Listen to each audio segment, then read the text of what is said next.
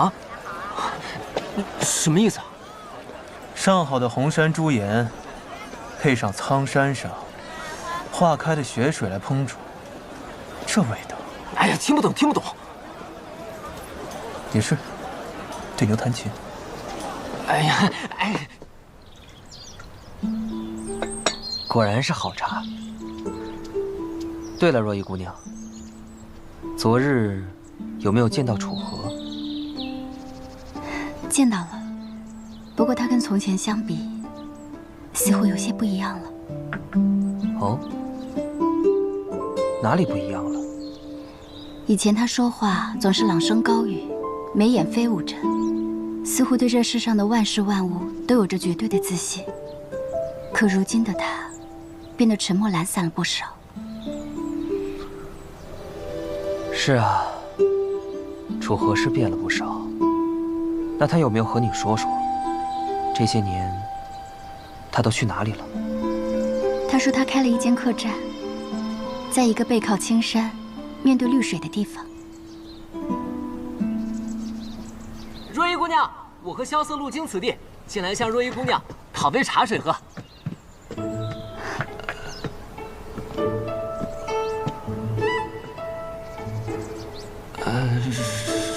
若依姑娘，打扰了。小兄弟，不必客气，坐吧。哎，敢问这位小兄弟尊姓大名？哦，在下是江南霹雳堂的弟子，刚拜入雪夜剑仙门下。原来是雷门弟子啊！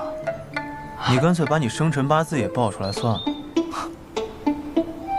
你也来了？路过，陪这位小兄弟讨杯茶。啊，有的有的，只不过我这煮茶的手艺有些生疏，怕不是浪费了这上好的红山朱颜。哎，我不怕糟蹋，反正我也喝不出来。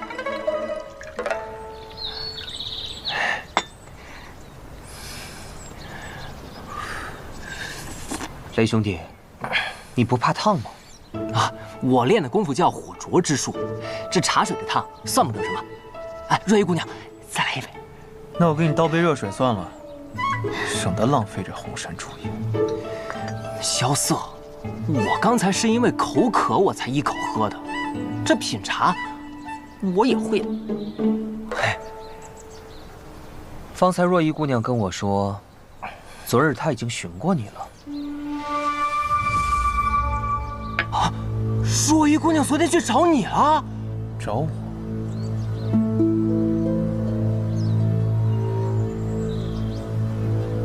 哦，昨天若依姑娘也路过我的小院，也进来喝了杯茶。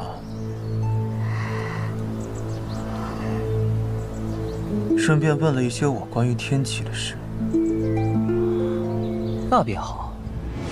若依姑娘一个人在雪月城，作为天启城的亲人，就应该多关照关照。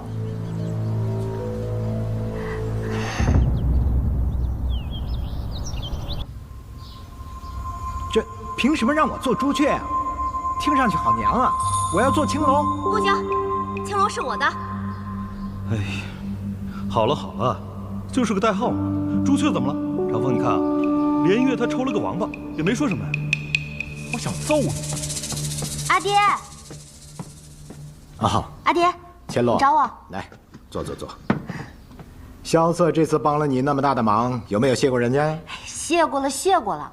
你女儿我这点礼节还不懂呀？嗯，是我的乖女儿。哎，千洛，你说萧瑟这臭小子平时处处跟你作对，可是这次你比武招亲呢？你看他忙上忙下的，给你帮了那么多的忙，我怀疑他是不是有什么企图啊？哎，你觉得萧瑟这小子怎么样啊？什么怎么样？哎，脸红了，脸红了，脸红了！阿爹，你想什么呢？哎呦，千洛，我是你阿爹，心里怎么想的，跟阿爹说好不好？啊？哎呀，哎，好精致的令牌啊！爹，你从哪儿来的？是不是要送给我的呀？送给你，当然可以了。不过你一旦拿起这块令牌，你可要承担很重很重的责任了。什么责任啊？说起来话长啊。若依姑娘，本王所托之事，还请多费心。啊，若依记下了。那本王就不打扰各位叙旧了，告辞。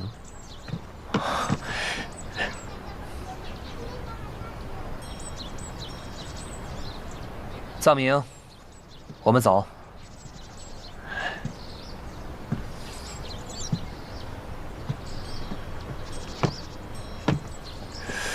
萧瑟，那白王的部下好像不太喜欢你啊。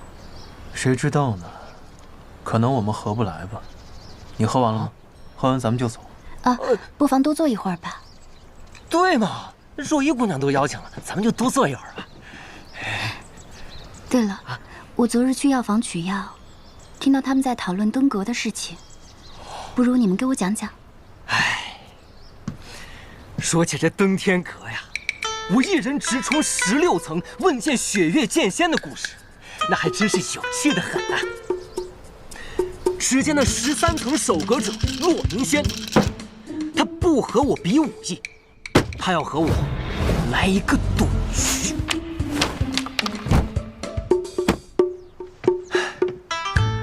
还有我见到我师叔之时，我用尽了雷门所有绝学，还有我师傅给我的那一柄纱布剑。到了16层，我登高一吼，霹雳堂雷无节，问剑雪月剑仙。哎，等等，这登阁是你一个人的故事呀？萧瑟兄弟呢？他在干嘛？哎呀，他呀，他在跟千落师姐捉迷藏呢，还去算了个命。对，算命？算什么命？哎，对呀，萧瑟，你算命算了个什么呀？我算了一件事。什么事儿？龟。龟？那结果如何？没有结果，因为算到一半，我后悔了。既然你都去算了，为什么不问结果？因为后来我发现，我要算的这件事，我一直都不在乎。那你在乎什么？他肯定是在乎钱啊！那望城山的掌教弟子算一卦得多贵啊！你说的对。啊，还真是因为钱啊！你这登天阁的事迹也讲完了，咱们走吧。真是3句不离走。行吧，行吧，若依姑娘，那我们就改日再来看你了。日日来也无妨的，我这院子里冷清，你们来了还能陪我说说话。行，那我明日就来。不，明早就来。走了。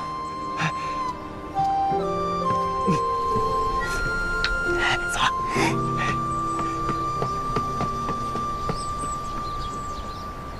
龟。当年北离朝中皇子争斗，整个天启城无比混乱。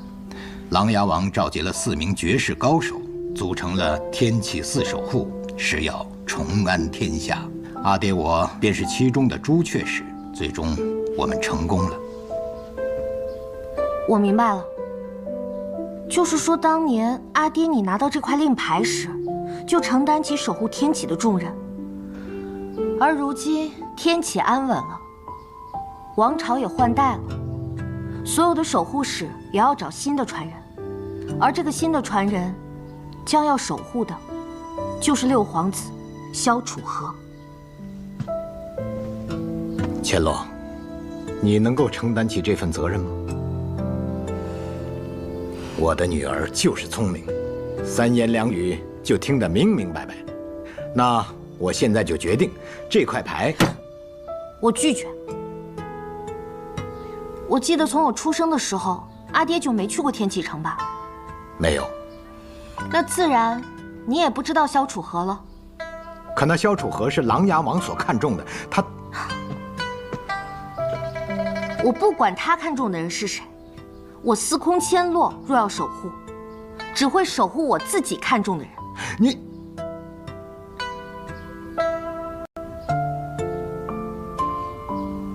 我才不要做什么药王，我要做天下唯一的枪仙。唉，阿爹，我记得有一位大师跟我说过一句话：少年人要有自己的江湖。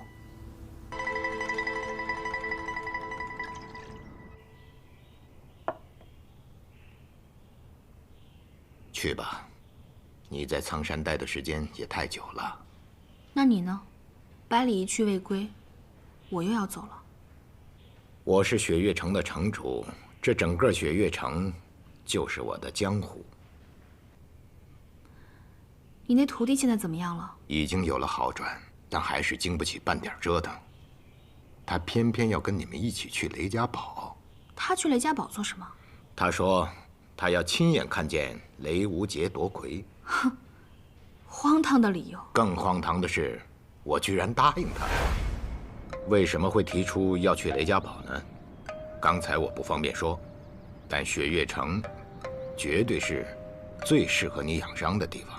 你的行踪已经暴露，如果此时离开雪月城的话，一定会有很多人要追杀你。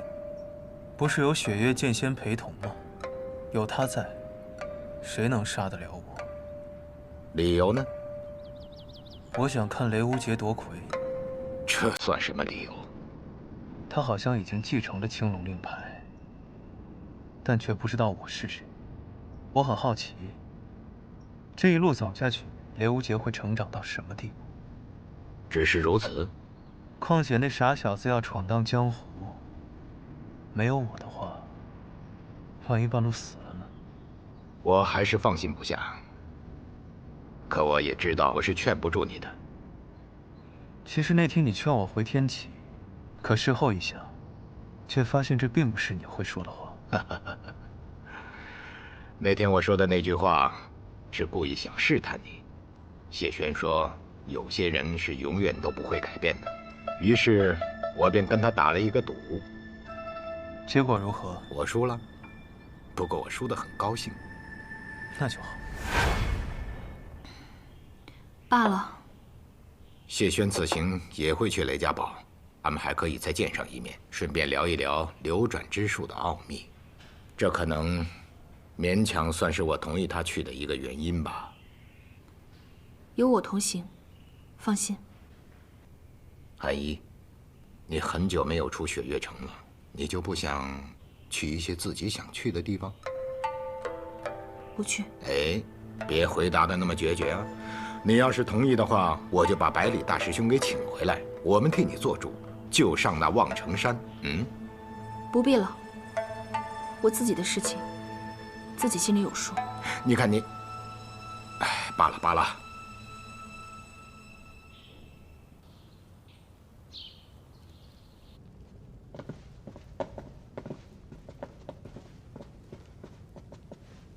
城主，他们都离开了吗？是的。这个皇子不简单啊。可这历朝历代，有过目盲的皇帝吗？无双城不是也没有过记性这么差的城主吗？总有第一次嘛。你已经把他记住了吗？白王萧崇，怀虚术得传自掌侧剑锦玉，外表平和；剑术得传自怒剑蝎严战天，内敛杀气。我记性不好，只是因为我只记得值得我记住的人。不过以后你可要小心了。他对你有什么安排没有？说是静候时机，等待入天启，在此之前不要参与任何势力之间的争斗。如果把天下比作棋盘，我们无双城比作棋子的话，还未到落子之时。我可不想成为任何人的棋子，我想成为下棋的人。哎，在这雪月城，一住就是3个月。今日一别，不知何时才能相见了。诸位，青山不改，绿水长流，我们江湖再见。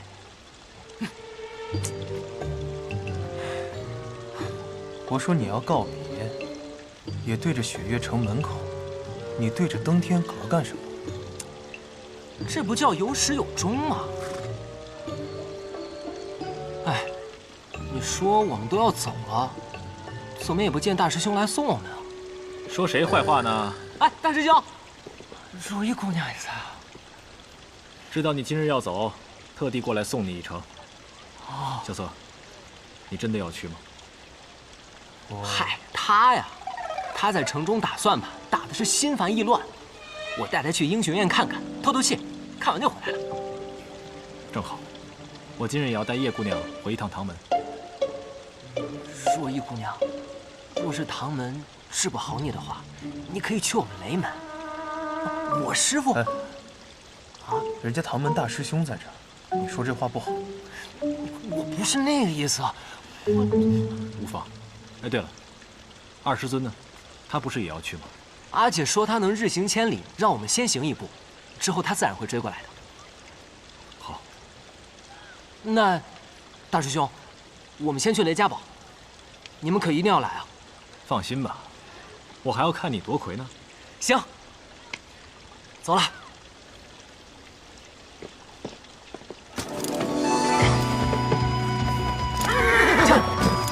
撤！叶姑娘，你觉得我这个师弟怎么样？驾！驾！李然少年气。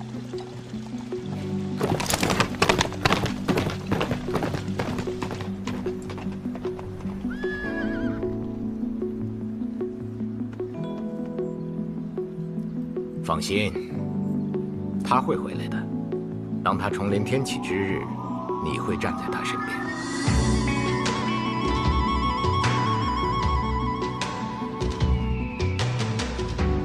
小子，来拿着。哎，你确定去雷家堡是这个方向吗？当然不是，我们去望城山。去望城山干什么？那自然是去请望城山上那位神仙下来了。你想想啊，3位旧友齐聚雷家堡，多么有趣的一件事情啊！你脑子里面想什么呀？我只是在想，我师父、我姐，还有望城山上那位，这么多年好像都是把自己给困住了。其实他们不过是在等彼此谁先跨出那一步而已。那既然我都已经下山了，那么这个僵局也就应该打破。赵玉珍这么多年从未下山一步，你真觉得能为你这个傻小子下山？那你不试试你怎么知道吗？行，那你想怎么试？哼，那自然是一剑问望城。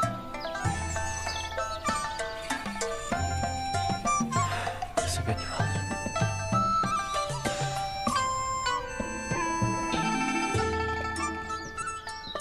你这一下山就是1年，可玩尽兴了？尽兴了，尽兴了。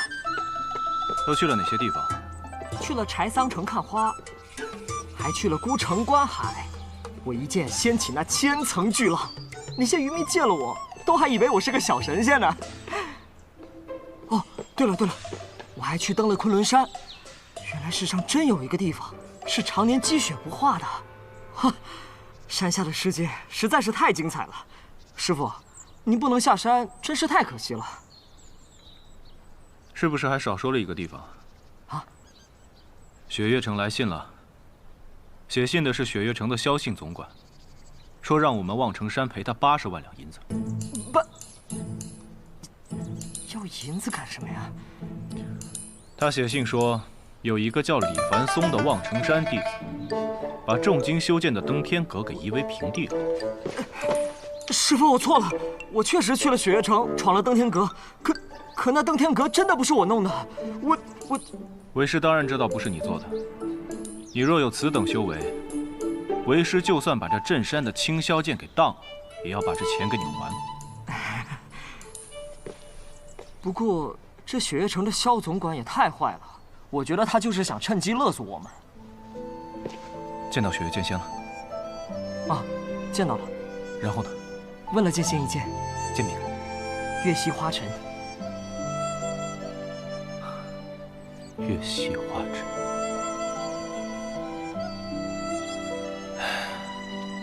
你和我一样幸运。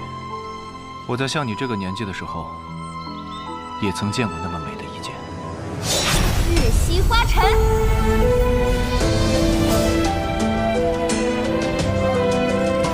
好美。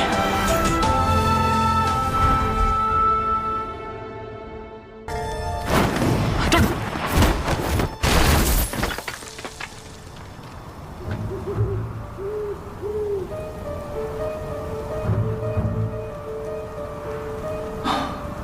真是个奇怪的人，白发御剑，轻功卓越，怎么从未听师尊提起过江湖上还有这样的高手？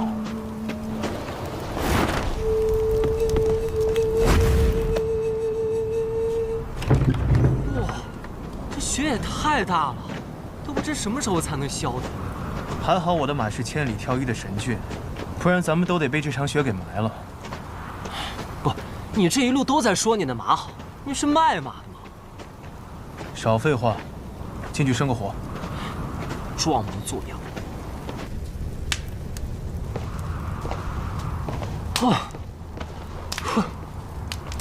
哎，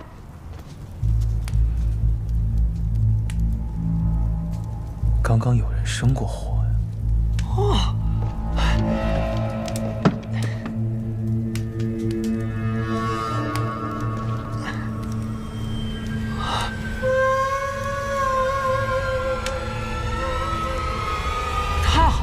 这下方便了，我还怕那柴火太湿，怎么都点不着呢。莫非只是两个寻常的赶路人？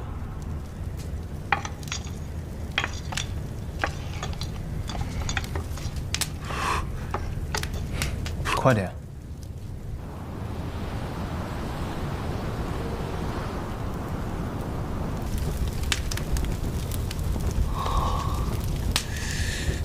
刘无节，哎，你说带我去雪月城，可这一路上你已经走错2次方向了。你确定这次路是对的？其实我也是第1次去雪月城，不过我发誓，这次一定是对的。他姓雷，莫非来自江南霹雳堂雷家？可是雷无节这个名字，却从未听人说过。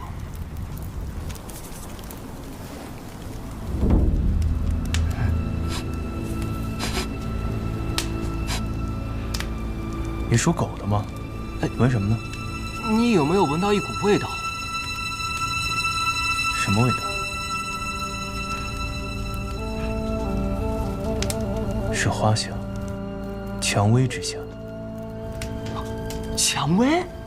这个天气会有蔷薇啊？这是蔷薇露的味道。蔷薇露出大邑、占城、爪哇，并且只有天启城的百花阁才有的卖。这儿怎么会有？想不到在此荒郊之地，还能遇到能识风雅之人。我苦求百花阁主多日，他才卖给了我这1瓶，却一下就被你闻了出来。风高月冷，姑娘要进来坐坐吗？不必了。这是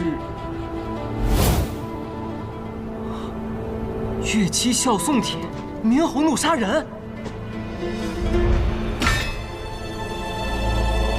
这就对了，这就对了。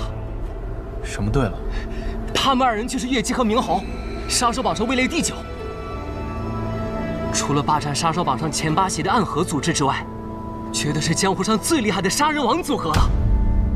那照你这么说，他们送了我们帖子，岂不就是要杀我们呀？你兴奋个什么劲儿？其实帖子是送给里面另一位朋友的，只不过我们的规矩就是接了帖子的都得死，所以今夜2位的命就都一同留在这儿吧。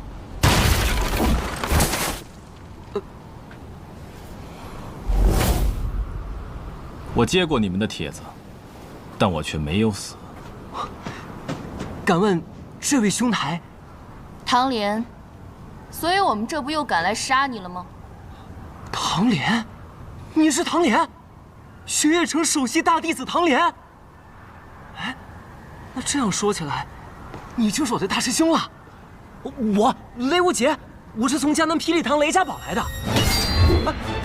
我也是雪月城的，小心！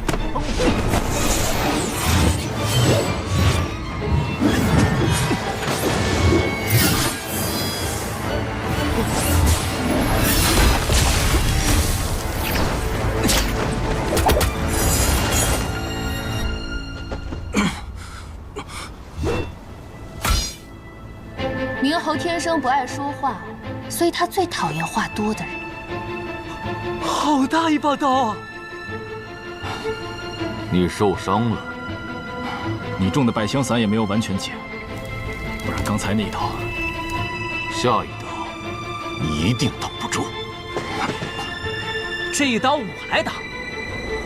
师兄为我挡了一刀，我也为师兄挡一刀。哦，小兄弟竟然也是雪月城的人，那杀了你也不算枉杀了。只是明侯的刀不轻一把，你先试试我的剑吧。树衣剑，他们二人的兵器倒是绝配。树衣剑、金具刀，能一晚上见识到这2样兵器的人不多。小兄弟，你可看好了。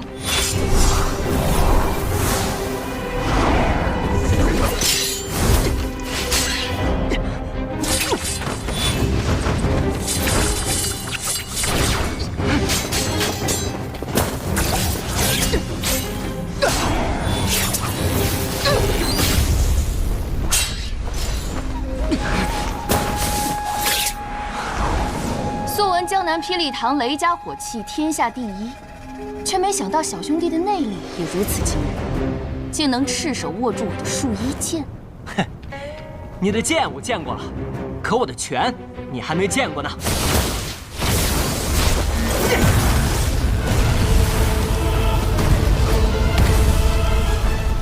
是雷门的无方拳，拳未到气先到，这小子有一手。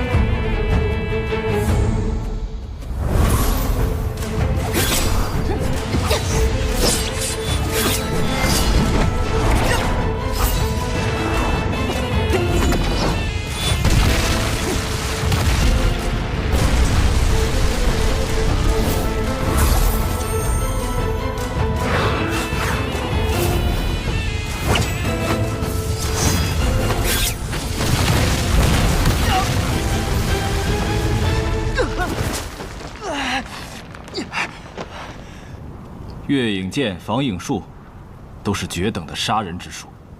再绝等的杀人之术，没有杀掉该杀的人，也是没有用的。我输了，刚才那局是你胜了。小兄弟说笑了，我们杀手没有输赢，只有生死。想到初入江湖就能遇到这样的对手，是我刘无杰的幸运。这是雷家宝的火灼之术，怪不得他的头发会发红。月姬，我们走。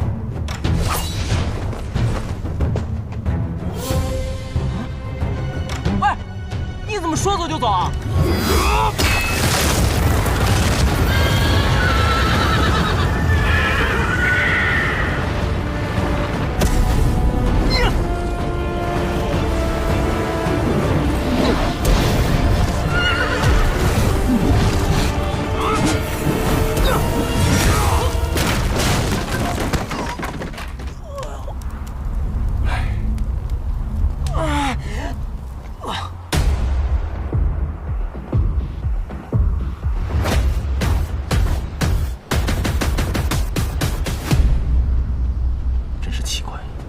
占尽上风，为何要离开？什么人的刀你都敢接？你有几条命够你这么玩的？你不是也会功夫吗？你怎么不去打呀？我什么时候说过我会武功了？不是，你在那客栈，你一挥手，门窗都齐刷刷的关上了。傻子，这世上除了武功，还有一种技术叫激光，需要你来救。这也行？这位大哥，你在后院是不是有什么东西？刚才有人偷偷溜进去了。我想那明侯月姬也只是不想被人渔翁得利罢了。啊！哇！走吧。怎么了？咱们不是要找雪月城吗？如今雪月城大弟子就在眼前，不跟着他，跟着你像话？对啊。哎。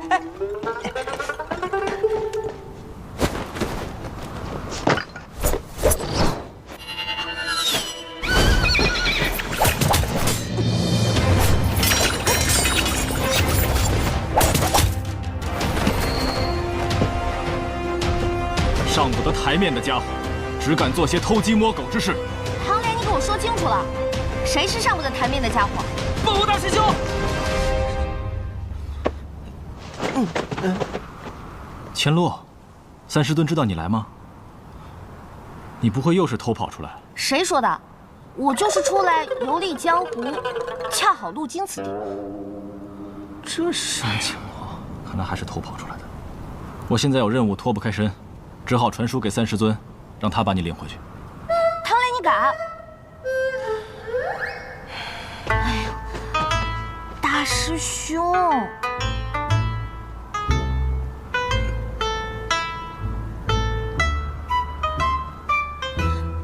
哼，不跟你玩了。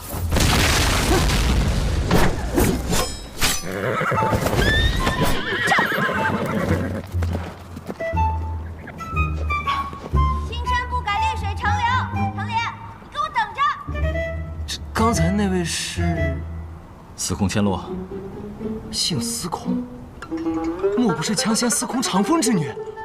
正是我三师尊的女儿，雪月城的大小姐。哦，那还真是让人出乎意料。千洛这次是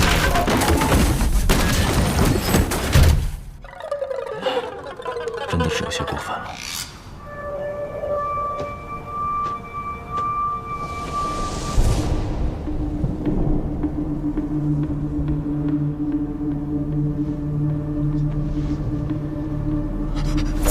你想做什么？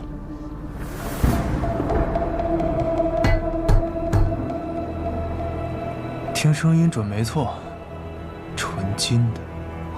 纯金的？纯金的又如何？值大钱了。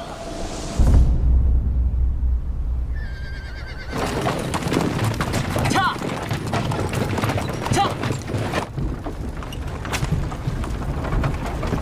素未谋面，你就这么相信我？我不是相信你，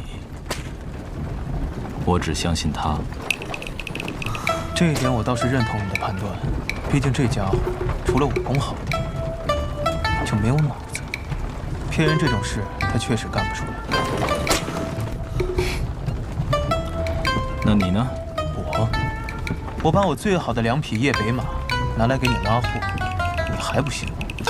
师兄，别理他，他就是个马贩子。这一路上除了听他夸他马好以外，就没听过他说别的话。雷兄弟，你暂时没有拜入师门，师兄这2字，我想你可以不用叫得这么着急。哎，好的，师兄。所以你真的不知道这棺材里装的是什么？师尊并没有告诉我，他只是让我把它运到碧罗城的九龙门。另外，和我说了一句话。什么话？千万不要试图打开这具棺材。恰！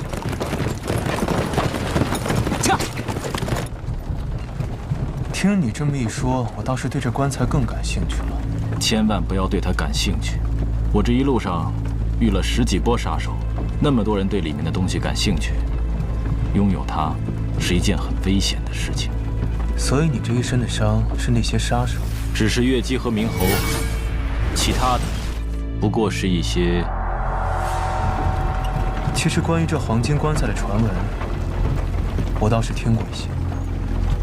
你都知道些什么？别这样看着我呀！这种传闻已经在江湖上传开了，说什么的都有。大致就是，有人从寒水寺运送黄金棺材去边境，棺材里装着的是数不尽的财富，还有足以称霸江湖的武功秘籍。你相信？原本我不信，直到我后来发现，运送这黄金棺材的竟然是雪月城大弟子唐莲。那又如何？其实像这种传闻能传遍江湖啊，自然是有人背后推波助澜。不过像明侯月姬这样的杀手，显然是做不到的。相信你也听说了，几个月前寒水寺忘忧大师的事情。我猜这棺材内8成就是忘忧大师的尸首。只是为什么这么多人想要得到它？你究竟是谁？我只是一个消息比较灵通的客栈老板。所以我们到底要去哪儿？直奔九龙门吗？三顾城，美人庄。美人三顾：一顾倾人城，再顾倾人国，三顾倾我心。三顾城是前往碧螺城的必经之地，每年都会有大批的商人经过这里，其中不乏1掷千金的豪客。而美人庄则是城内最大的销情铺，这里不仅是温柔乡，还是北离境内数1数2的赌场。可惜啊，雷无绝那小子还守着马车，不然真该带他来这儿见见世面。美人庄是这三顾城里最大的青楼，能来这里的都是豪客中的豪客。他们的赌局太大，没办法用普通的金钱计算，所以这里的赌局都是用这种成筐的明珠。既然来都来了，不如我们也去赌一局。哈，我可没有钱。怎么没有？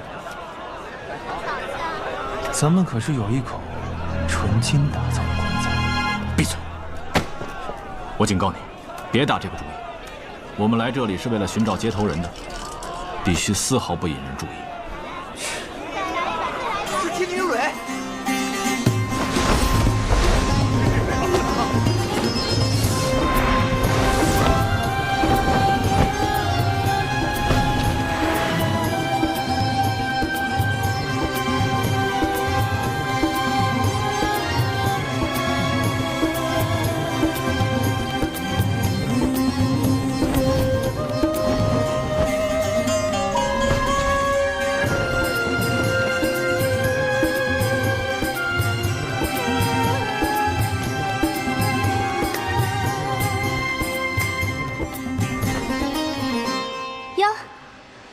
是莲吗？你不是说不能引起别人注意吗？可是现在你看看，整个美人庄，所有人都盯着我们呢。蕊，莲，距离你上一次来，已经过了16个月07天了，你就这么不挂念人家吗？你们一个叫蕊，一个叫莲，听起来还真像是一对老相好。真是个好看的少年郎。刚刚听公子说想要赌一局，美人庄今夜有一场千载难逢的赌局，要不要一起玩玩？我可没有钱。不，你一定很有钱。姑娘为何如此确信？寻常人看到如此庞大的赌场，早就瞪大了双眼。看到我这样的美人，早已迷了心神，但你却是一副懒洋洋的样子，仿佛这样倾城的财富、倾国的美人，在你眼里都是稀松平常的。你说，你是不是很有钱？蕊，现在不是说这个的时候。你的接头人之前也没来，但东西已经准备好了。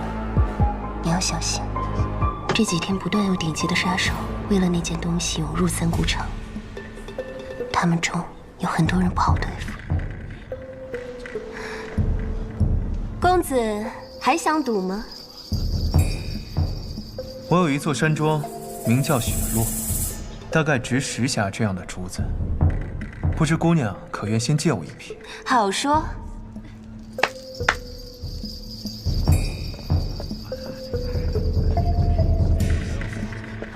今日的美人庄被这位公子包下了，想赌的留下，不赌的就请先回吧。天女说笑了吧？区区2匣明珠就能包下美人庄？这位公子看上去有些面生，怕是不懂这里的规矩。天女怎么也糊涂了呢？糊涂？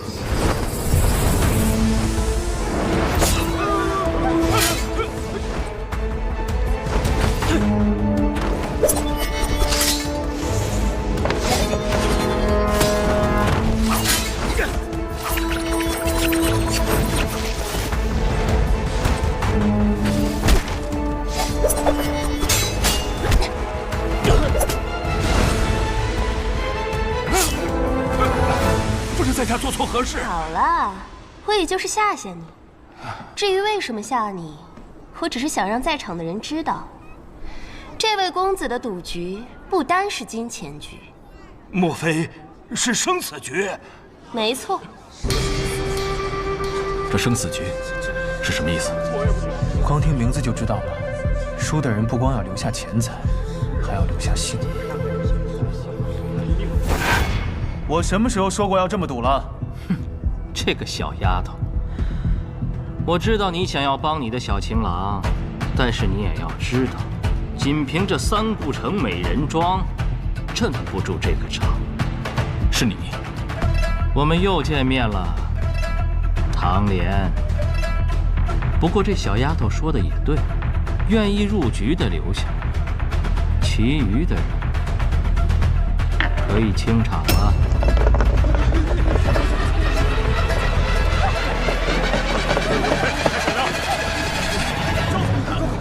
有趣，这些人连黄金棺材装的是什么都不清楚，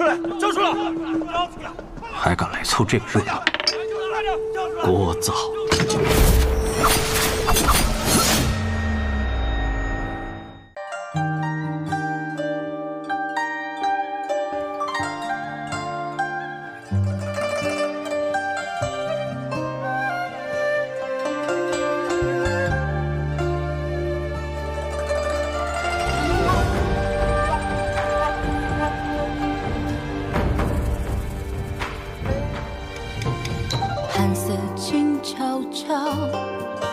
转身江湖路迢迢，天外雪飘飘，冷月的滚烫云知道，命运狂滔滔，拨开岁月雾绕绕，过往空闹闹，是等待远途零九霄，眼下水渺渺，心声随境遇轻渺渺，我想养才好，生如莲不染与你潮，跋涉千万里惊涛，踏歌着浪潮，悠扬了年少，刀剑唇齿相依，肝胆相照，真情比天大，梦何惧渺小，任凭恩怨多纷扰，踏歌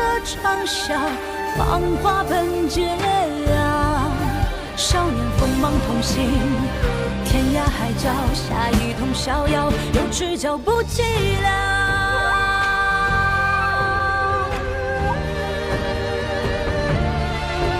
踏涉千万里惊涛，踏歌着浪潮，悠扬了年少，刀剑唇齿相依，肝胆相照，真情比天大，梦何惧渺小，